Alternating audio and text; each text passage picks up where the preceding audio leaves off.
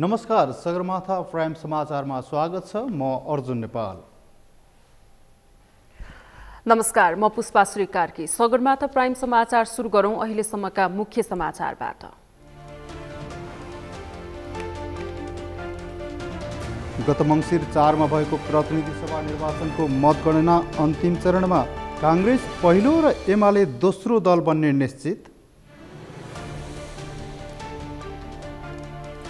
मुलुकलाई नेतृत्व दिने गरी आफ्नो पार्टी अघि बढ्ने एमाले उपाध्यक्ष पौडेलको भनाई। विकास, समृद्धि र न्यायको अभियानलाई गति दिने दावी। काठमाडौँको थापाथली स्थित सुकुम्बासी बस्ती खाली गराउने महानगरको प्रयास असफल। टहरा भत्काउन पुगेको टोलीमाथि ढुङ्गा मुढा।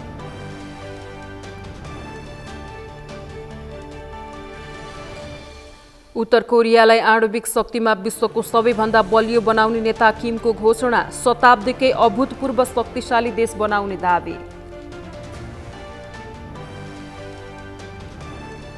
र अन्डर 19 राष्ट्रिय क्रिकेटमा सुदूरपश्चिमको लगातार चौथो जित। प्रदेश 1 213 रनको फराकिलो अन्तरले पराजित।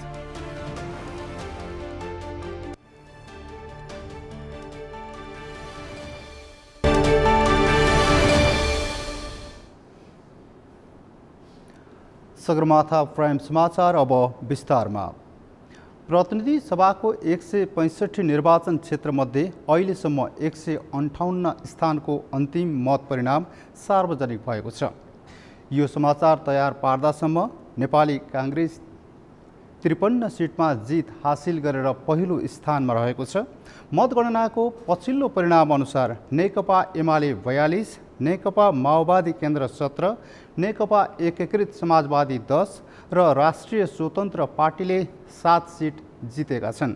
त्यसैगरी राप्रपाले 7, जनता समाजवादी पार्टी जसपाले 8, लोकतान्त्रिक समाजवादी पार्टी लोसपाले 4, नागरिक उन्मुक्ति पार्टीले 3, नेपाल मजदुर किसान पार्टी, राष्ट्रिय जनमोर्चा र जनमत पार्टीले 1-1 सिट जित हासिल गरेका छन्। समानुपातिक तर्फको पनि मतगणना जारी रहेको छ। अहिलेसम्मको समानुपातिक मतगणनामा एमाले पहिलो स्थानमा रहेको छ। यस्तै नेपाली कांग्रेस दोस्रो तथा माओवादी केन्द्र तेस्रो स्थानमा रहेका छन्। हालसम्म प्राप्त प्रत्यक्षतर्फको गणना र समानुपातिक मतलाई जोड्दा नेपाली कांग्रेस पहिलो र एमाले दोस्रो दल बन्ने पक्का जस्तै देखिएको छ।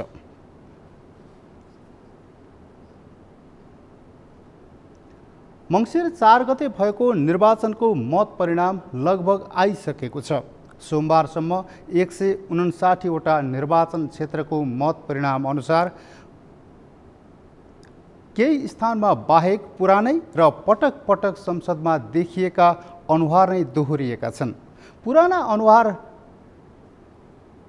नदोहोर्याउने अभियान नै चलाए पनि धेरैजसो 50 वर्षभन्दा माथिका पुराना नेताहरू नै निर्वाचित भएका छन्। अभिषेक सुनारको रिपोर्ट। यसपालिको आम निर्वाचनमा नो नट अगेन अभियान निकै चर्चाको विषय बन्यो।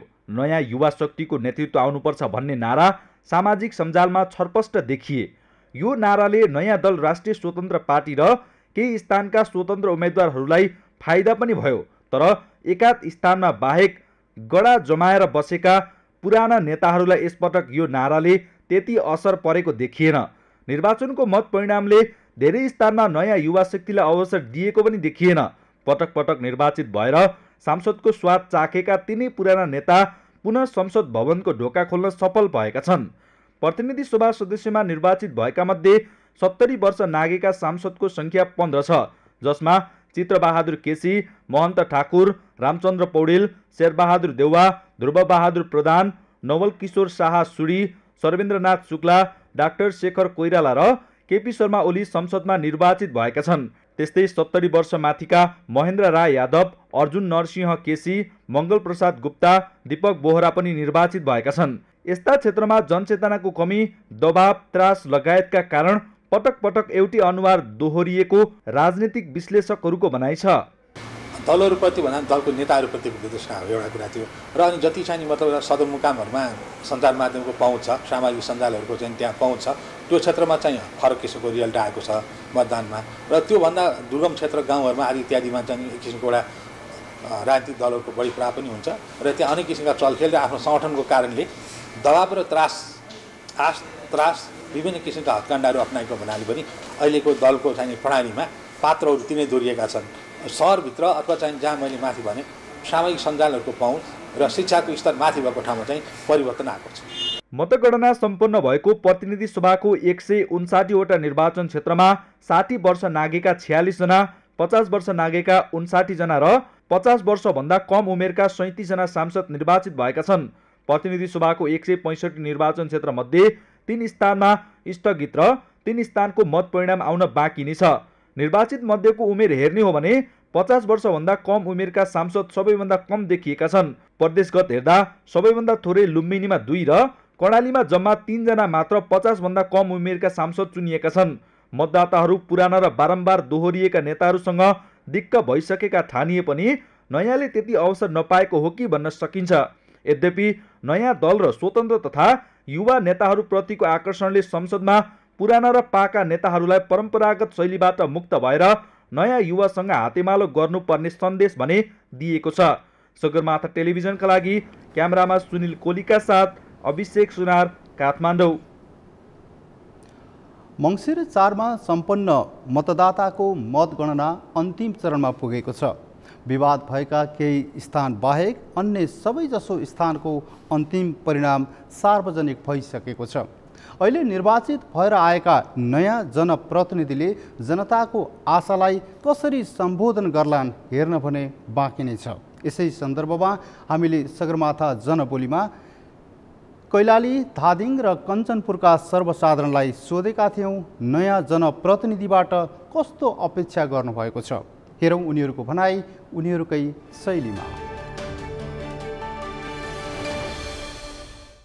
प्रत्येक नेपालीलाई वैदेशिक रोजगारमा जाने प्रक्रिया रोक्नु पर्यो अनि आधारभूत कुराहरू जस्तो शिक्षा, स्वास्थ्य, यातायात, रोजगार जस्ता कुराहरू चाहिँ लागू गरेर नेपाली जनताहरूलाई माथि उकाल्न सक्नु पर्यो। अब अहिलेको सरकारले भ्रष्टाचार न्यूनीकरणको लागि अहिलेको जुन दलहरू जानुभएको छ उहाँहरूले भ्रष्टाचारको बारेमा केही बोल्नु भएन र न्यायिक समृद्धिको बारेमा र रोजगारको बारेमा केही सुधार गर्ने कामहरू गर्नु भएन भने दलप्रति नै जनताको वितृष्णा बढ्दै जान्छ।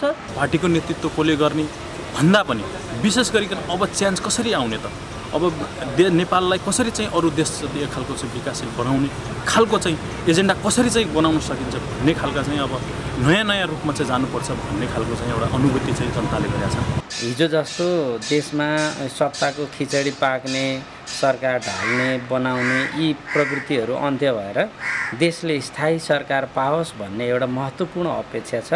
भोट माग्दै गर्दा जुन आश्वासन दिनुभएको छ ती आश्वासनलाई पुरा गर्दै यदि तपाईँहरू अगाडि बढ्नुभयो भने हाम्रो जनता र देश प्रदेशको सबैको भलो र उन्नति हुनेछ। अब आउने नयाँ प्रतिनिधिहरू हुनुहुन्छ, सांसदहरू आउनु भएको छ, उहाँहरूले चाहिँ कमसेकम युवाहरूको लागि भनेर बोलिदिनु भए हुन्थ्यो, काम गरिदिनु भए हुन्थ्यो भन्ने लागेको छ। गरिबका बच्चाहरूलाई अलि राम्रो स्कुलमा पढाइदिनु पर्यो, केही पनि सुविधा गर्नु पर्यो, गरिबलाई रोजगार दिनु पर्यो सबै पहिला त। भोट माग्ने क्रममा जनताको घर दैलोमा उम्मेदवारहरू पुगेका होलान्। पुग्दाखेरि जनताका गुनासाहरू, जनताका समस्याहरू उनीहरूको डायरीमा पनि टिपेका होलान्।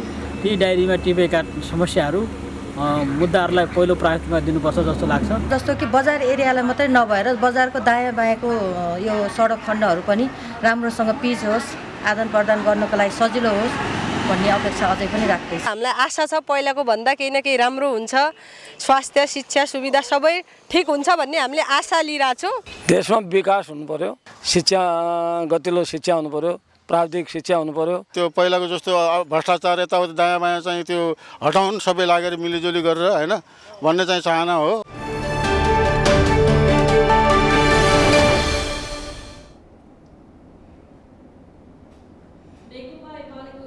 विष्णु पौडेलले मुलुकलाई नेतृत्व प्रदान गर्ने गरी आफ्नो पार्टी अघि बढ्ने बताउनु भएको छ। प्रतिनिधि सभा र प्रदेश सभाको केही निर्वाचन क्षेत्रको मात्रै मत परिणाम आउन बाँकी रहेका बेला उपाध्यक्ष पौडेलले यस्तो टिप्पणी गर्नुभएको हो। रूपन्देही क्षेत्र नम्बर 2 बाट प्रतिनिधि सभा सदस्यमा निर्वाचित पौडेलले आज बुटवलमा स्थानीय सञ्चारकर्मीहरूसँग संक्षिप्त कुरा गर्दै मुलुकको विकास, समृद्धि र न्यायको अभियानलाई गति दिन पनि एमालेले नेतृत्वदायी भूमिका खेल्नुपर्ने जिकिर समेत गर्नुभयो। मुलुकमा राजनीतिक स्थायित्व कायम गर्नका लागि बहुमतको सरकार बनाउने एजेन्डाका साथ आफ्नो पार्टी निर्वाचनमा गए पनि त्यसअनुसारको जनादेश प्राप्त हुन नसकेको उल्लेख गर्दै उपाध्यक्ष पौडेलले प्राप्त जनादेशको सम्मान गर्दै अघि बढ्ने स्पष्ट पार्नुभयो। देश अगाडि बढ्न सक्दैन, देशले अस्थिरताको चक्रव्यूहबाट मुक्ति पाउन सक्दैन, विकास, समृद्धि र सामाजिक न्यायको अभियानले गति प्राप्त गर्न सक्दैन भन्ने कुरा विगतको अनुभवले पनि स्पष्ट गरेको छ। त्यसकारणले यो गिभन सिचुएसनमा, उपलब्ध परिस्थितिमा हामीले चाहिँ सकेसम्म मुलुकलाई नेतृत्व प्रदान गर्ने हिसाबले हामी भूमिका लिन्छौँ र तदनुकूल हाम्रो भूमिका रहन्छ। देशलाई, राष्ट्रलाई अगाडि बढाउने सन्दर्भमा नेकपा एमाले आफ्नो हैसियत अनुरूपको सशक्त र प्रभावकारी भूमिकामा उपस्थित हुनेछ। उपाध्यक्ष पौडेलले रूपन्देही क्षेत्र नम्बर 2 का आम मतदाताको सम्मान गर्दै उनीहरूको समृद्धिका लागि आफूले काम गर्ने प्रतिबद्धता समेत व्यक्त गर्नुभएको छ। त्यस अवसरमा उहाँले आफ्नो निर्वाचन क्षेत्रको विकासका लागि सबै स्थानीय राजनीतिक पार्टीहरूको सुझाव लिएर अघि बढ्ने पनि बताउनुभयो। सुनसरी 4 को अवरुद्ध मतगणनाको विषयलाई लिएर नेकपा एमाले सडक सङ्घर्ष थाल्ने चेतावनी दिएको छ।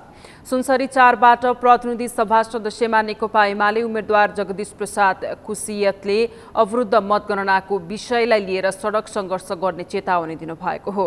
आज पत्रकार सम्मेलनको आयोजना गरी एमाले उम्मेद्वार कुसियतले मतगणनामा आलटाल भइरहेको र कानुनसङ्गत मतगणना गर्न आग्रह गर्नुभएको छ। उहाँले सञ्चार तथा सूचना प्रविधि मन्त्री ज्ञानेन्द्र बहादुर कार्कीले कानुन विपरीत विषय उठान गरी मतगणना अवरुद्ध पारेको आरोप समेत लगाउनु भएको छ। उहाँले मतगणनामा ढिलाइ भए एमाले सडक सङ्घर्षमा उत्रन बाध्य हुने चेतावनी समेत दिनुभयो।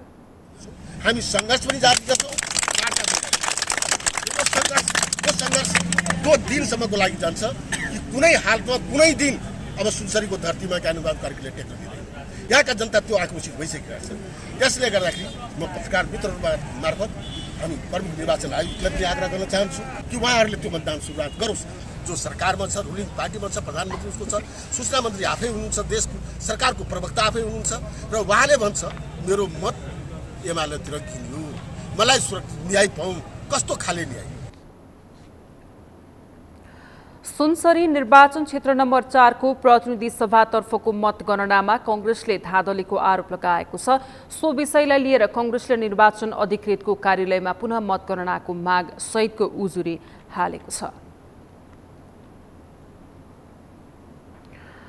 मंसिर 4 गते भएको निर्वाचनमा राजनीतिक दलहरू तथा स्वतन्त्र उम्मेद्वारहरूबाट बालबालिका प्रयोग भएका 216 वटा घटना सार्वजनिक भएका छन्।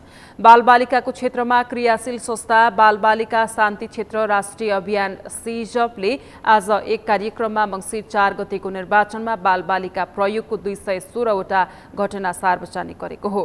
तीमध्ये प्रचार प्रसार तथा र्यालीमा 144 वटा, घर दैलोमा 12 वटा, आम सभा 18 वटा, प्रचार प्रसार सामग्रीमा 13 वटा र कलाकारको रूपमा 28 वटा घटनामा बालबालिकाको प्रयोग भएको पाइएको छ।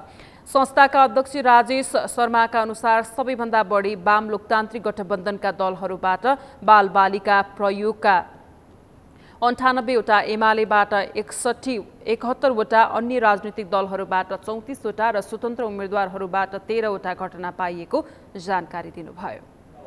सामूहिक कार्यक्रम अब एमालेको एकत्र भयो, एमाले प्लस जसपा राप्रपा प्लस राप्रपाको यो संयुक्त कार्यक्रम भएको 9 वटा भयो, राप्रपाको मात्रै 12 वटा भयो, राष्ट्रिय स्वतन्त्र पार्टीको 7 भयो, स्वतन्त्र उम्मेदवारको 13 भयो, जसपाको 13 भयो, अनि विवेकशील नेपाल सुशासन जनमत यस्तो पार्टीहरू थिए जसको त्यहाँ एउटा भेटियो। त्यसमा नेपाल काङ्ग्रेसको 22 वटा भेटियो, अनि माओवादीको 13 वटा भेटियो, नेकपा एकीकृत समाजवादीको 8 वटा, अनि लोकतान्त्रिक समाजवादीको 3 वटा। यो चाहिँ अझै हेर्नुभयो भने गठबन्धन बाहेक पनि दलहरूले एक्लै गरेको कार्यक्रमहरूको भेटिएको हो। उहाँले 25वटा विद्यालय, 1वटा विद्यालय बस र 4 जना शिक्षक पनि निर्वाचनमा प्रयोग भएको सूचना प्राप्त भएको उल्लेख गर्नुभएको छ, जसमध्ये वाम लोकतान्त्रिक गठबन्धनले 15वटा विद्यालय र एमालेले 10वटा विद्यालयको प्रयोग गरेको पाइएको छ।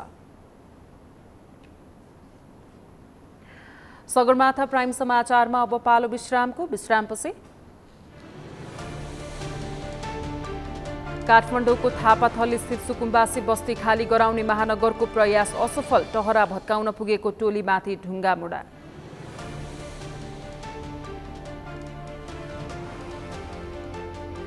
उत्तर कोरियालाई आणविक शक्तिमा विश्वको सबैभन्दा बलियो बनाउने नेता किमको घोषणा, शताब्दीकै अभूतपूर्व शक्तिशाली देश बनाउने दावी।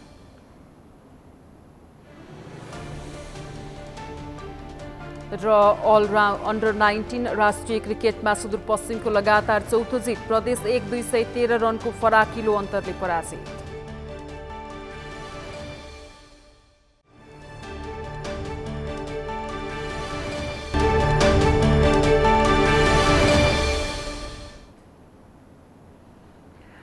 विश्रामपछि सगरमाथा प्राइम समाचारमा स्वागत छ। अब बाँकी समाचार। केन्द्रमा बहुमत पुर्याउन सकस भइरहेको सत्ता गठबन्धन प्रदेश सभामा भने सबैतिर बहुमत उन्मुख देखिएको छ। लुम्बिनी प्रदेशमा पनि लोकतान्त्रिक गठबन्धनको सहज सरकार बन्ने निश्चित भएको हो। लुम्बिनी प्रदेश सभामा प्रत्यक्षतर्फ 52 सीटमध्ये हालसम्म एमाले 13 सीट जित्दा सत्ता गठबन्धनले 20 सीटमा जित हासिल गरेको छ। गठबन्धनको तर्फबाट 5,68,394 मत रहेको छ भने एमालेको मत 3,54,356 मत रहेको छ। लुम्बिनी प्रदेशमा सत्तारूढ गठबन्धनले बनाएको चुनावी रणनीति केही असफल भए पनि प्रदेश सरकार भने गठबन्धनकै बन्ने भएको छ। कांग्रेस र माओवादीले एकल रूपमा लड्दा पनि जित्ने सम्भावना भएका क्षेत्रहरूमा यति ठूलो गठबन्धन हुँदा पनि प्रभावशाली नेताहरूले जित निकाल्न भने सकेनन्। प्रतिनिधि सभामा 26 निर्वाचन क्षेत्र रहेको लुम्बिनीमा नेपाली कांग्रेसले भागबण्डामा 14 क्षेत्र पाएकोमा 6 क्षेत्र मात्रै जितेको छ भने गठबन्धनमा 7 क्षेत्र पाएकोमा नेकपा माओवादी केन्द्रले 3 क्षेत्र मात्रै जितेको छ। नेकपा एकीकृत समाजवादीले भागबण्डामा पाएको 4 सीट मध्ये 1 मा उम्मेदवारी खारेज गरेर गुमेको छ भने 3 मध्ये 1 सीटमा मात्रै विजयी भएको छ। अहिलेसम्म सार्वजनिक भएका मत परिणाममा सबै प्रदेशमा प्रत्यक्षतर्फ एमाले भन्दा सत्ता गठबन्धनले धेरै सीट जितेको छ भने समानुपातिकमा पनि सत्ता गठबन्धनका दलहरूले पाएको मत एमालेको भन्दा बढी छ। प्रदेशको समानुपातिकमा सांसद पाउन कुल सदर मतको 1.5% थ्रेसहोल्ड कटाउनु पर्नेछ। सबै प्रदेशमा अहिलेसम्म सत्ता गठबन्धनका 3 वटा दलले त्यो थ्रेसहोल्ड पार गरिसकेका छन्। सुदूरपश्चिम प्रदेश सभाका निवर्तमान उपसभामुखदेखि सांसदहरूले सेवा सुविधा बापत लिएका विभिन्न सामग्री अझै फिर्ता गरेका छैनन्। प्रदेशकी उपसभामुख निर्मला बडाल जोशीले निवाससँगै लिएका सरकारी सामान फिर्ता गरेकी छैनन् भने अन्य 18 सांसदहरूले पनि ल्यापटप सुविधा समेत फिर्ता गरेका छैनन्। कैलालीबाट दिनेश विष्टको रिपोर्ट। संविधान अनुसार निर्वाचनका लागि मनोनयन गरेको दिनबाटै सांसदहरूको कार्यकाल समाप्त हुन्छ। प्रदेश र प्रतिनिधि सभाको निर्वाचनका लागि गत असोज 22 गते मनोनयन भएको थियो। सोही दिनबाट सांसदहरूको कार्यकाल सकिएको मानिन्छ। संसदको कार्यकाल सकिएको 1 साताभित्र उनीहरूले लिएको सेवा सुविधा फिर्ता गर्न संसद सचिवालयले पत्र काटे पनि सुदूरपश्चिमका 18 सांसदले हालसम्म सुविधा बापत लिएका सामान फिर्ता गरेका छैनन्। फिर्ता नगर्नेमा प्रदेशकी निवर्तमान उपसभामुख निर्मला बडाल जोशी पनि छिन्। उनले निवास र निवासमा प्रयोग गरेका सबै सामान फिर्ता गरेकी छैनन्। यस्तै पूर्व सांसद अर्चना गहतराज, अमर साउद, अम्बी कुमारी थापा, उमा कुमारी बादी, कुलबीर चौधरी, चुनकुमारी चौधरी, टेकबहादुर रैका, दिव्येश्वरी शाह, दुर्गा कामी, देवकी मल्ल थापाले लिएको ल्यापटप सुविधा फिर्ता गरेका छैनन्। यस्तै देवराज पाठक, पूर्णा जोशी, प्रेम प्रकाश भट्ट, बलबहादुर सुडारी, मना कुमारी साउद, मानबहादुर सुनार, माया तामाङ बोहरा, शान्ति नेपाली, श्यामलाल राणा थारू, सुशीला बुढाथोकीले ल्यापटप फिर्ता गरेका छैनन्। सार्वजनिक लेखा समितिकी पूर्व सभापति नन्दा बमले लिएको एक थान प्रिन्टर फिर्ता नगरेको संसद सचिवालय सुदूरपश्चिमले जनाएको छ। प्रदेश सभा सदस्यहरूले अब सर्वप्रथम त कानुन बमोजिम पाउने सुविधाहरू भए भनेको पदाधिकारीहरूले मात्रै पाउने, त्यो चाहिँ 11 जना पदाधिकारीहरूले प्रयोग गरेका थिए। तिनीहरूमध्ये उनीहरूले कानुन बमोजिम पाउने सुविधा गाडी हो, त्यो गाडी सबैले फिर्ता गरिसके। त्यसबाहेक सभामुख र उपसभामुखलाई चाहिँ प्रदेश सरकारले आवासको पनि व्यवस्था गरेर आवासमा आवश्यक सम्पूर्ण सामग्री उपलब्ध गराउने भन्ने खालको व्यवस्था छ। सोही बमोजिम चाहिँ अब सभामुखज्यूले निवास लगायत निवास सुरक्षार्थ खटिएका प्रहरी उहाँहरूले फिर्ता गरिसक्नुभयो। उपसभामुखज्यूको आजको मितिसम्म चाहिँ फिर्ता आएको अवस्था छैन र उहाँसँग अब हाम्रो सचिवज्यू लगायत हामीले पनि बुझ्दाखेरि अब बुझाउँछौँ अब भन्ने कुरो छ। अब कहिले बुझाउनुहुन्छ त्यो अहिलेसम्म बुझाएको चाहिँ छैन। प्रदेशकी निवर्तमान उपसभामुख जोशीले सोफा सेट 2 थान, टिभी, एसी, फिल्टर, स्ट्यान्ड, पंखा, ग्यास चुलो, स्टिल र्याक, मिक्सर, पलङ, ल्यापटप, मोबाइलदेखि सिरक डस्ना समेत फिर्ता गरेकी छैनन्। प्रदेश सभा सचिवालयका कर्मचारीले सामान फिर्ता गर्न पटक पटक ताकेता गरे पनि नगरेको बताएका छन्। फिर्ता गर्ने नचाह्यो भने अब हामीले त कानुनी प्रक्रिया भनेको अब उहाँलाई चाहिँ लिखित पत्र काट्ने हो, फिर्ता गर्नुहोस् भनेर बुझाउने हो। अब त्यति गर्दा पनि बुझाउनु भएन भने हामीले उहाँसँग पत्र काटिरहने र उसको रेस्पोन्स आएन भने त्यसपछि हाम्रो अडिट हुन्छ के अरे, उहाँले अन्तिम लेखा परीक्षण हुन्छ। त्यो लेखा परीक्षणमा पनि त्यो कुरा उल्लेख हुन्छ, लेखा परीक्षण प्रतिवेदनमा पनि। किनभने जुन सरकारी सम्पत्ति प्रयोग जिम्मामा भएको कुरा नबुझाइकन हिँड्यो भने चाहिँ उसलाई चाहिँ हामीले अब कानुन बमोजिम हुने कुराहरू जिन्सी रिपोर्ट के अरे हाम्रो मलेबो प्रतिवेदनमा उल्लेख हुने, त्यसपछि चाहिँ अब पछि त्यो हुँदै गर्दा अब चाहिँ मलेबोले कानुन बमोजिम गइकन सरकारी बाँकी सरह असुल पनि गर्न सकिने व्यवस्था पनि छ। यदि त्यो सरकारी सम्पत्ति हिनामिना भयो भने त्यसलाई सरकारी बाँकी सरह मानेर अब उसको जायज यथाबाट असुल गर्ने कि अथवा के भन्ने त्यो प्रोसेस चाहिँ कानुनी प्रक्रिया अलिकति अझ जटिल छ। सकेसम्म हामीले पहिला चाहिँ अब किनभने 5 वर्षसम्म यसरी सँगै बसियो, एउटा उच्च पदस्थ व्यक्तित्व हो, उहाँ सम्मानजनक पदमा बस्नु भएको हो र उहाँले बुझाउनुहुन्छ भन्नेमा छौँ र उहाँले अब बुझाउँछु भन्नुभएको छ। त्यो बुझाउँछु भने पनि धेरै भइसक्यो हुन चाहिँ करिब असोजको 14-15 गते सभामुखले बुझाउनु भएको थियो। त्यो त्यसपछिदेखि हामी उहाँलाई पनि यो ताकेता फोन गरेका गरी अब सचिवजीले पनि गर्नुभएको छ, मैले पनि 1-2 पल्ट गरेको थिएँ। त्यो कुरा हुँदै जाँदा बुझाउँछु भन्दै अब आज मङ्सिरको अब 11 गते आइपुग्दा पनि फिर्ता चाहिँ आएको छैन। हिजो मात्रै पनि सचिवज्यूले कुरा गर्दाखेरि म आएर बुझाउँछु भन्नुभएको छ अरे कहिले 5 वर्ष प्रदेशको उच्च अहोदामा बसेका सांसदहरूले सुविधा बापत पाएका सामान समेत फिर्ता नगरेको प्रसङ्गले राजनीति गर्ने व्यक्तिमाथि जनताको आक्रोश झन बढेको छ। जनताको सेवा गर्छु भनेर राजनीतिमा आएका नेताहरू नेतृत्वमा पुगेपछि राज्य सम्पत्ति दुरुपयोग त गर्छन् नै, झन राज्यबाट पाएका सुविधा कार्यकाल सकिँदा समेत फिर्ता नगर्नुले उनीहरूमाथि नैतिक प्रश्न खडा हुन्छ। सगरमाथा टेलिभिजनका लागि कैलालीबाट दिनेश विष्टको रिपोर्ट। काठमाडौँको थापाथली स्थित बागमती नदी किनारको सुकुम्बासी बस्तीमा तनाव सृजना भएको छ। सोमबार अधिकार सम्पन्न बागमती सभ्यता एकीकृत विकास समिति र महानगरको टोली बस्तीमा स्काइभेटर लिएर घर टहरा भत्काउन पुगेपछि अवरोधको अवस्था सृजना भएको हो। बस्ती हटाउन पुगेका टोलीलाई सुकुम्बासीहरूले ढुङ्गामुढा गर्न थाले पनि महानगर प्रहरी बलका उपरीक्षक राजु पाण्डे सहित 14 जना घाइते भएका छन्। अभिषेक सुनारको रिपोर्ट। अब नेपालमा दोस्रो जनयुद्ध हुन सक्छ। अब गरिबलाई अब भनेको भने यो बालिन जस्तो त कहाँ गए? अब बालिनलाई हामी छोड्नेवाला छैन। यति बेला हामी काठमाडौँको थापाथली स्थित सुकुम्बासी बस्ती परिसरमा छौँ। दर्शकबिन्द, काठमाडौँ महानगरपालिकाले मङ्सिर 4 गतेभित्र यो सुकुम्बासी बस्ती खाली गर्नका निमित्त अल्टिमेटम दिएको थियो। तर सुकुम्बासी बस्ती खाली नभएपछि आज महानगरपालिकाले डोजर नै लिएर आउँदाखेरि यहाँ तनाव सिर्जना भएको छ। यहाँका सुकुम्बासी बस्तीका सुकुम्बासीहरूले विकल्प नदिइकन यसरी बस्ती हटाउन नपाइने भन्दै यहाँ टायर बालेर आन्दोलन गरिरहेका छन्। समस्या यही छ, राज्यले यसरी दमन गरिरहेछ। हाम्रो माग चाहिँ एउटा चाहिँ जुन जबरजस्ती उठीपास बन्द गर, हामीलाई चाहिँ व्यवस्था गर भनेर हामीले चाहिँ माग गरेका छौँ। त्यसको अलावा चाहिँ उनीहरूले चाहिँ व्यवस्था गर्नुभन्दा चाहिँ विकासको नाममा विनाश गर्ने, हाम्रो चाहिँ बस्ती उजाड पार्ने, भत्काउने, जनतालाई चाहिँ दुःख दिने यस्तो जाने कुराहरू चाहिँ भइरहेछ। महानगरले टाइम पनि दिएको हो नि, कति दिनको टाइम दिएको थियो? होइन, टाइम दिएको छ, उनीहरूले सूचना पनि दिएको हो। त्यो सूचना बन्द गर, फिर्ता गर भनेर हामीले चाहिँ माग गरेको छ। त्यत्रो आन्दोलन गरेको थियो, किन उनीहरूले चाहिँ मान्ने हुँदैन? यहाँ यो हामी हामी चाहिँ बल्खुबाट आएको। अब हाम्रो घाँस बाँस छेक के अरे कहीँ छैन। अब त्यो हामी त मर्नलाई ज्यान फालेर हिँड्यो। अब 20 वर्ष भइसक्यो हामी बल्खुमा बस्ने हो। हामी यहाँको लागि साइड दिन आएको। हाम्रो सुकुम्बासी जहाँ पनि एक हौँ हेरे। अब हामीले भन्नु त कि सरकारले हामीलाई व्यवस्था गर, हामी के अरे व्यवस्था गर्थ्यो भनेर बस्या, सरकारले व्यवस्था गर्दैन, जबरजस्ती गर्छ। दर्शकबिन्द, हामीले यहाँनिर देख्न सक्छौँ हजारौँ सुकुम्बासीहरू उत्रिएर महानगरपालिका विरुद्ध नारा लगाइरहेका छन्। काठमाडौँ महानगरपालिकाले बिना विकल्प आफ्नो बस्तीहरू हटाउन नपाउने भन्दै नाराहरू लगाइरहेका छन्।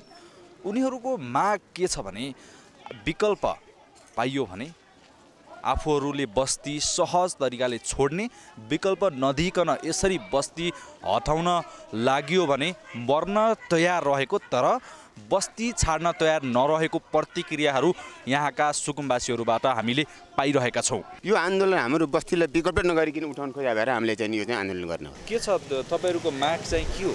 हाम्रो माग चाहिँ खास गरी भन्नुहुन्छ नि यो यति उठाउने हो, भत्काउने हो भने हामीलाई लाल पूर्जा सहित हामीलाई एउटा बस्ने। अब एकतर्फबाट त यो ठिकै पनि हो, किन भन्दा सहरको मुडमा यो यसरी यो बस्ती एकदम यहाँ तपाईँ भित्र छिरो हेर्नु होला कति फोहोर गरेर राखेको छ तपाईँको एकदम। यो किन भन्दाखेरि बस्नलाई एउटा व्यवस्थित गरेर बस्याए चाहिँ ठिकै पनि हुन्थ्यो होला, तर यहाँ एकदम अव्यवस्थित छ र धेरैभन्दा धेरै मान्छे चाहिँ यहाँ भाडामा छन्। फेरि सुकुम्बासी भन्ने अनि भाडा लिएर चाहिँ उहाँ अरूलाई भाडामा राख्न त पाएन नि त। सो बस्तीमा स्थानीयले डोजर चलाउने कार्यमा अवरोध गर्दै ढुङ्गामुढा समेत प्रहार गरेपछि महानगर प्रहरी बलका प्रमुख पाण्डेसहित करिब 14 जना सुरक्षाकर्मी घाइते भएका छन्।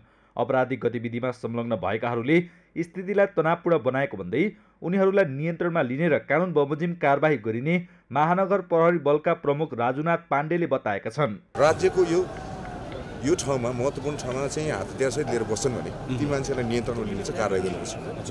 आफ्नो शान्तिपूर्ण तरिकाले आफ्नो विरोध प्रदर्शन गर्ने सबैलाई अधिकार छ। त साङ्गीतिक तरिकाले स्थानीय सरकारको एउटा सुरक्षाको प्रमुखलाई नै टार्गेट गरेर र मेरा मातहतको अधिकृत जवानहरू र अरू सबैलाई जुन टार्गेट गरेर टायरबाट जुन अराजक छ त्यो राज्यमा चाहिँ कानुन सही छैन। क्वेसन त्यहाँनिर छ। कानुनी राज्यमा आफ्नो बाधा आफ्नो विरोधहरू पुरा गर्न पाइन्छ, पुरा राख्न पाइन्छ। साङ्गीतिक तरिकाले काठमाडौँको मुटुमा हात हतियार लिएर बस्छन् तिनीहरूको कारबाही गर्नुपर्छ, कारबाही नगरी हुँदैन भन्ने र म कुनै हालतमा पनि म ब्याक हुनेवाला छैन। स्थानीयले भने आफूहरूलाई कुनै विकल्प नदिई बस्ती हटाउन खोजेको भन्दै काठमाडौँ महानगरपालिका मेयर बालेन्द्र शाह र गृहमन्त्री बालकृष्ण खाँड विरुद्ध चर्का नाराबाजी लगाउँदै प्रदर्शन गरिरहेका छन्। दर्शकबिन्द, सुकुम्बासी बस्ती हटाएर व्यवस्थित गर्नुपर्छ भन्ने कतिपयको प्रतिक्रिया पनि हामीले लिइसकेका छौँ। सुन्दर महानगरको परिकल्पना लिएको काठमाडौँ महानगरपालिकाले अनाधिकृत संरचना हटाइ पनि रहेको छ। तर सुकुम्बासी बस्तीमा आएर यसरी डोजर चलाउँदा यहाँका बस्तीका हजारौँ मानिसहरू यसरी आन्दोलित हुनुले काठमाडौँ महानगरपालिकाको सुकुम्बासी बस्तीप्रति गम्भीर ध्यानाकर्षण हुनु आवश्यक देखिएको छ। सगरमाथा टेलिभिजनका लागि क्यामेरामा लिम्बहादुर खत्रीका साथ अभिषेक सुनार।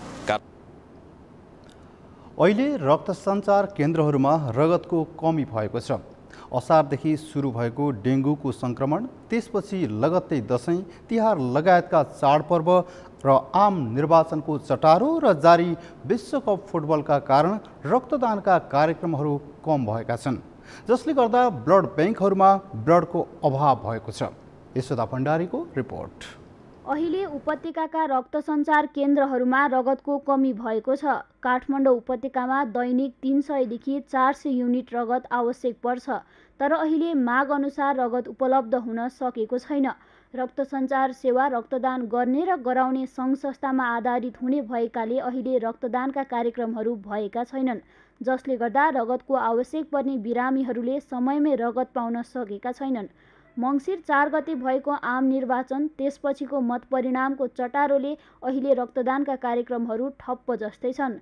साथै जारी विश्वकप फुटबलको आकर्षणले गर्दा पनि अहिले रगतदान शिविर सञ्चालन भएका छैनन्। यो सँगै गएको असारदेखि सुरु भएको डेङ्गुको लहर र चाडबाडको व्यस्तताले रक्तदान शिविरहरू सञ्चालन नभएकाले रगतको कमी भएको केन्द्रीय रक्त सञ्चार सेवाले जनाएको छ। यो बर्खा लागिसकेपछि अनि त्यसपछि दसैँ तिहारको जस्तो चाडको बेलामा यो निर्वाचनको बेलामा अलिकता रक्तदानका शिविरहरू कम हुने, किनभने मानिसहरूको ध्यान अन्त डाइभर्ट हुने त्यो भइ नै रहन्छ। त्यसले गर्दाखेरि हाम्रो पहिलादेखि नै हाम्रो ट्रेन्ड कस्तो देखिन्छ भने माघदेखि असारसम्मको चाहिँ रक्तदानको लागि एउटा अलि उर्वर समय हो। धेरै सङ्घ संस्थाहरूले पनि त्यो बेलामा नियमित डोनेसन गराउनुहुन्छ। अनि स्कुल कलेजहरू पनि खास गरेर कलेजहरू स्मुथली चलेको हुन्छ। अनि रक्तदानका कार्यक्रमहरू पनि नियमित रूपले चाहिँ हुन्छन्। र यस्ता चुनाव भयो अनि त्यसपछि यो दशैं तिहारका कारणहरूले अलिकति घटेको अवस्था छ। त्यसो त नेपालमा रक्तदानका शिविर मौसम र विशेष अवसरहरूमा सञ्चालन हुने गर्दछ। माघदेखि असारसम्म रक्तदानको लागि उर्वर समय मानिन्छ। बाँकी महिना बर्खा र जाडोले गर्दा रगत सङ्कलन कार्यक्रमहरू कम हुने केन्द्रीय रक्त सञ्चार सेवाको भनाइ छ। केन्द्रीय रक्त सञ्चार सेवामा बिरामीका लागि रगत लिन आएकाहरूले खोजे अनुसारको ब्लड ग्रुपका रगत पाएका छैनन्। म चाहिँ यहाँ ओ पोजिटिभ लिन आएको, होल ब्लड चाहिँ मैले पाएन। अनि मैले चाहिँ एफएफपी र पिआरपी लिन आएको, जुन चाहिँ मैले पाएँ। पहिला नि आइरहेको थिएँ म, यो चाहिँ मेरो थर्ड टाइम हो। मेबी डिमान्ड धेरै भएर जति चाहियो त्यति पाइएन। अब तिनमा जस्तै एउटा मात्रै पाइयो। एकदम गाह्रो छ। तपाईँको जस्तै यो हामीलाई जस्तै दिनमा 2 दिन पछाडि तेस्रो दिन डायलिसिस गर्दाखेरि 4 प्याकेट ब्लड चाहिन्छ। भक्तपुरदेखि भयभरको ब्लड ब्याङ्क सबै घुम्दाखेरि पनि यहाँ 1 प्याकेट पाइयो, त्यहाँ 1 प्याकेट पाइयो। अब एउटा चढाइरहेछ। अब त्यो सिद्धियो भने अब जस्तै हामीलाई अब ऊ छैन। एकदम गाह्रो छ। यो त खास भन्यो भने जनताहरू यहाँ मान्छेहरू हामी आफै पनि सचेत पर्ने कुरो हो। किन भन्दाखेरि हामीहरू ब्लड दिनलाई चाहिँ कोसिस गर्दैनौँ, लिनलाई चाहिँ अर्जेन्ट परिसकेपछि ओहो ब्लड त चाहिने चिज रहेछ, हामीले पनि डोनेट गर्नुपर्ने रहेछ भन्ने मान्छेहरूको दिमागमा हुनुपर्ने। तर त्यस्तो चाहिँ नि मान्छेहरूमा त्यो उनै छैन। ब्लड दियो भने त मेरो ब्लड सिद्धिन्छ। अब फेरि अब यो ब्लड दिइसकेपछि मान्छे विक हुन्छ। तर मान्छेहरूलाई यो थाहा छैन कि 3 महिनामा हाम्रो नयाँ ब्लड बनि नै सकिया हुन्छ। सडक दुर्घटना, रक्तस्राव, प्रसुति, मृगौला, थालसेमिया, हेमोफिलियाका बिरामीको उपचारका लागि रगतको बढी आवश्यक पर्छ। तर त्यस्ता बिरामीहरूले समयमै रगत नपाउँदा ज्यान समेत जाने गर्छ। विश्व स्वास्थ्य सङ्गठनको मान्यता अनुसार रगत अभाव हुन नदिन मुलुकको कुल जनसङ्ख्याको बढीमा 2% प्रत्येक वर्ष रक्तदान गर्नुपर्छ। तर नेपालमा 0.8% मात्रै रक्तदान गर्ने गरेको तथ्याङ्क छ। अझै पनि अधिकांश मानिसहरू रक्तदान गर्न हिचकिचाउँछन्। रक्तदान जीवनदान भन्ने मूल मर्मलाई सबैले बुझ्न आवश्यक छ। सगरमाथा टेलिभिजनका लागि क्यामेरामा केशव तिमिल सिन्हाका साथमा यशोदा भण्डारी, काठमाडौँ। आज मार्ग शुक्ल पञ्चमी अर्थात् विवाह पञ्चमी। त्रेता युगमा आजकै दिन भगवान राम र आदर्श नारी सीताबीच विवाह भएको सम्झनामा जनकपुर धाममा हर्षोल्लासपूर्वक विवाह पञ्चमी महोत्सव मनाइएको छ। प्रत्येक वर्ष सप्ताहव्यापी रूपमा मनाइने विवाह पञ्चमीमा राम र सीताको विवाह गर्ने प्रचलन रहेको छ। त्रेता युगमा जुन प्रकारले राम र सीताको विवाह प्राचीन मिथिलाको राजधानी जनकपुर धाममा भएको भन्ने गरिन्छ, त्यसै गरी नै वर्तमानमा समेत राम जानकीको डोलालाई जनकपुर धाममा स्वयंवर गरी वैदिक परम्परा अनुसार विवाह गर्ने परम्परा छ। सोमबार दिउँसो साधु सन्तको अगुवाईमा झाँकी कीर्तन सहित राम मन्दिरबाट भगवान रामको डोला र जानकी मन्दिरबाट जानकीको डोला निस्केर ऐतिहासिक 12 बिघा रङ्गभूमि मैदान पुगेर स्वयंवर गरिएको छ। बाजा गाजा झाँकी र कीर्तन सहित निस्कने दुवै डोला 12 बिघा मैदानमा मिलन भएपछि वैदिक परम्परा अनुसार माला फेर गरी राम र जानकीको स्वयंवर गर्ने प्रचलन रहेको छ। स्वयंवर पश्चात राम र जानकीको डोलालाई नगर परिक्रमा गर्दै जानकी मन्दिरमा पुगेर साँझदेखि विवाहको विधि सुरु हुन्छ। सप्ताहव्यापी रूपमा मनाइने सीताराम विवाह पञ्चमी महोत्सवको 5औं दिन मटकोर तथा पूजा कार्यक्रम सम्पन्न भइसकेको छ। आज सीतारामको विवाह सम्पन्न हुनेछ। मङ्गलबार राम कलेवा गरी जन्ती एवं साधु सन्तलाई विदाई गर्दै विधिवत रूपमा विवाह पञ्चमी महोत्सव समापन हुनेछ। विवाह पञ्चमी महोत्सवको अवसरमा मध्य प्रदेश सरकारले आज प्रदेशमा सार्वजनिक बिदा समेत दिएको थियो।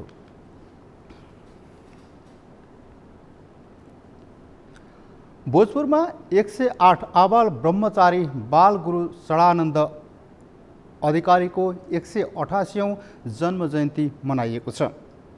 षडानन्दले शिक्षा क्षेत्रमा पुर्याएको योगदानको स्मरण गरी उनको जन्म जयन्ती मनाइएको हो। सडानन्दले नेपालमा पहिलो संस्कृत पाठशालाको स्थापना गर्नुभएको थियो। सडानन्दको जन्म जयन्तीको कार्यक्रममा वक्ताहरूले उनलाई राष्ट्रिय विभूति घोषणा गर्न माग गरेका थिए। सडानन्दको जन्म 1892 मङ्सिर शुक्ल पञ्चमीको दिन भोजपुरको दिङलामा भएको थियो।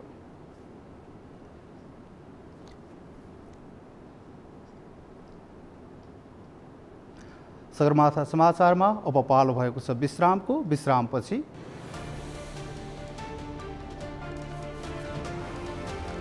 उत्तर कोरियालाई आणविक शक्तिमा विश्वको सबैभन्दा बलियो बनाउने नेता किमको घोषणा। शताब्दीकै अभूतपूर्व शक्तिशाली देश बनाउने दाबी। र अन्डर 19 राष्ट्रिय क्रिकेटमा सुदूरपश्चिमको लगातार चौथो जित। प्रदेश 1 213 रनको फराकिलो अन्तरले पराजित।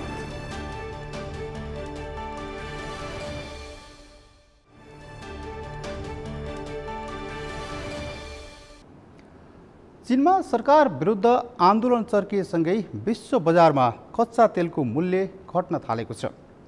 चीनमा कोरोना बढ्दै गएपछि सरकारले अवलम्बन गरेको शून्य कोभिड नीतिका कारण कडा लकडाउनको विरुद्ध चीनभर सरकार विरोधी आन्दोलन चर्केसँगै विश्व बजारमा कच्चा तेलको मूल्य घट्न थालेको अन्तर्राष्ट्रिय सञ्चार माध्यमहरूले जनाएका छन्।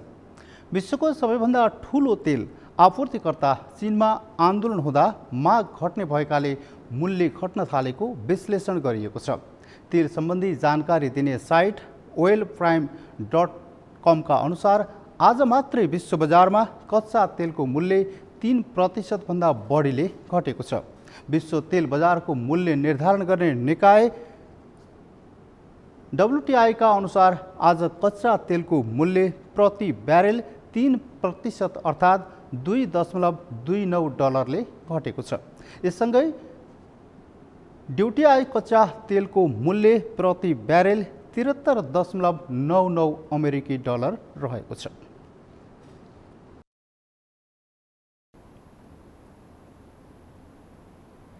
अब पालो अर्थ समाचारको।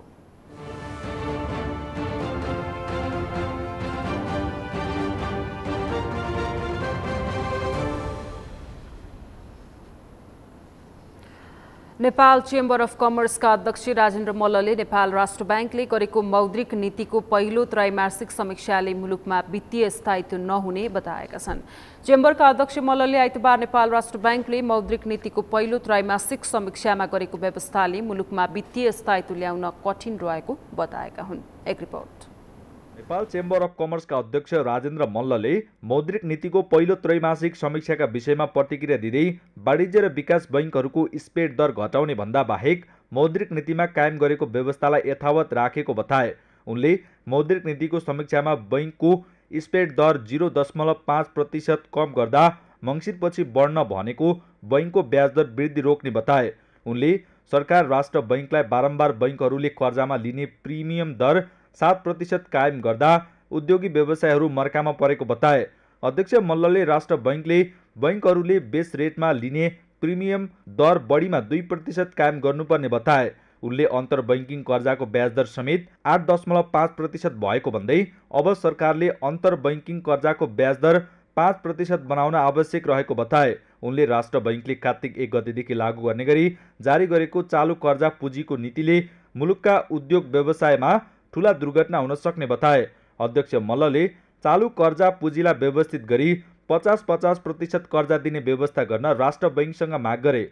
यो मङ्सिरपछि पुसमा ब्याज दर बढ्छ भन्ने आशंका थियो, त्यसलाई चाहिँ निश्चित रूपमा यसले रोक्छ र चाहिँ कतिपय यो 0.5% को स्प्रेड दर घटाउँदाखेरि कतिपय एकदमै महँगो लिने चाहिँ ब्याङ्कहरूमा त्यसमा 1-8% केही फरक भिन्नता आउन सक्दछ र प्राय ब्याङ्कहरूको स्प्रेड दर 4% नै कायम छ हैन।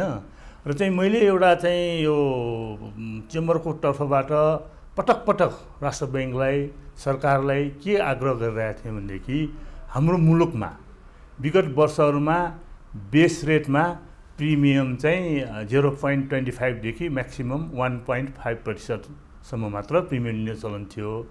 अहिले आएर चाहिँ यो बेस रेटमा पनि वृद्धि भएर गयो, प्रिमियम पनि 6-7% लिने गर्यो। यसले गर्दाखेरि आम उद्यमी व्यवसायको चाहिँ मर्कामा परेको छ र चाहिँ जनतालाई पनि महँगी बढेको अवस्था छ। त्यस्तै अध्यक्ष मल्लले राष्ट्र बैंकका गभर्नर महाप्रसाद अधिकारीले उद्योगी व्यवसायहरूलाई बैंकको ब्याज दर वृद्धिको विषय सम्बोधन गर्ने आश्वासन कार्यान्वयन नगरेको बताए। उनले मौद्रिक नीतिको समीक्षामा बैंकको स्प्रेड दर 0.5%ले घट्दैमा ब्याज दर सस्तो हुने अवस्था नभएको बताए। उनले मुलुकको अर्थतन्त्र चलायमान र उद्योग व्यवसायलाई सशक्त बनाउनका लागि बैंक कर्जाको बेस रेटमा लिने प्रिमियमलाई 2% बनाउनु पर्ने बताए। अध्यक्ष मल्लले मौद्रिक नीतिको समीक्षा पुरानो बोतलमा थोरै पानी थपेको जस्तो भएको टिप्पणी गरे। मुलुकलाई सबल बनाउनको लागि उद्योग व्यवसाय पूर्ण रूपमा चाहिँ सञ्चालन गर्ने वातावरणको लागि चाहिँ यो चाहिँ प्रिमियममै अलिकति केही भयो जटिल परिस्थिति छ मुलुकमा हैन। अर्थतन्त्रको सूचक हरेक क्षेत्रमा नकारात्मक छ। यसलाई चाहिँ यो बेस रेटमा लिने प्रिमियम छ, यसलाई म्याक्सिमम 2%सम्म लकअप गरियो भनेदेखि उद्योग व्यवसाय चलायमान हुन्छ र चाहिँ बजारमा पनि केही महँगीका कुराहरू सस्तिन सक्दछ। उनले मौद्रिक नीतिको समीक्षाले बजारमा नीति क्षेत्रले माग गरेको विषयलाई समीक्षाले सम्बोधन गर्न नसकेको बताए। उनले व्यवसायहरूले राख्दै आएको आयात प्रतिबन्धलाई विदेशी मुद्रा सञ्चितको अवस्था अनुसार खुला गर्दै लैजानुपर्ने बताए। खेल समाचारसँगै हामी सगरमाथा प्राइम समाचारको अन्त्यमा छौं। अन्त्यमा मुख्य समाचार पुनः एकपटक। गत मङ्सिर 4 मा भएको प्रतिनिधि सभा निर्वाचनको मतगणना अन्तिम चरणमा कांग्रेस पहिलो र एमाले दोस्रो दल बन्ने निश्चित। मुलुकलाई नेतृत्व दिने गरी आफ्नो पार्टी अघि बढ्ने एमाले उपाध्यक्ष पौडेलको भनाई, विकास समृद्धि र न्यायको अभियानलाई गति दिने दाबी। काठमाडौँको थापाथली स्थित सुकुम्बासी बस्ती खाली गराउने महानगरको प्रयास असफल, टहरा भत्काउन पुगेको टोलीमाथि ढुङ्गा मुढा।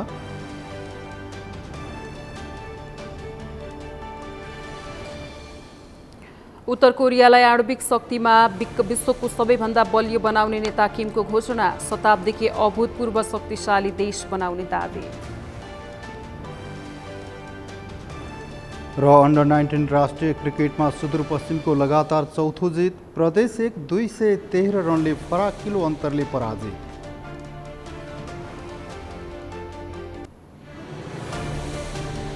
हवस् त सगरमाथा प्राइम समाचार अहिलेलाई सकियो। तपाईँ समाचार बुलेटिनका साथै सगरमाथा टेलिभिजनका सम्पूर्ण कार्यक्रम www.sagarmatha.tv मा पनि पढ्न र हेर्न सक्नुहुनेछ। साथै युट्युबमा youtube.com/sagarmatha.tv नेपालमा हेर्न सक्नुहुनेछ। तपाईँ हामीलाई फेसबुकमा पनि facebook.com/stv नेपालमा फलो गर्न सक्नुहुनेछ।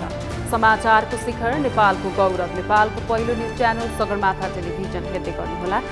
नमस्कार। नमस्कार।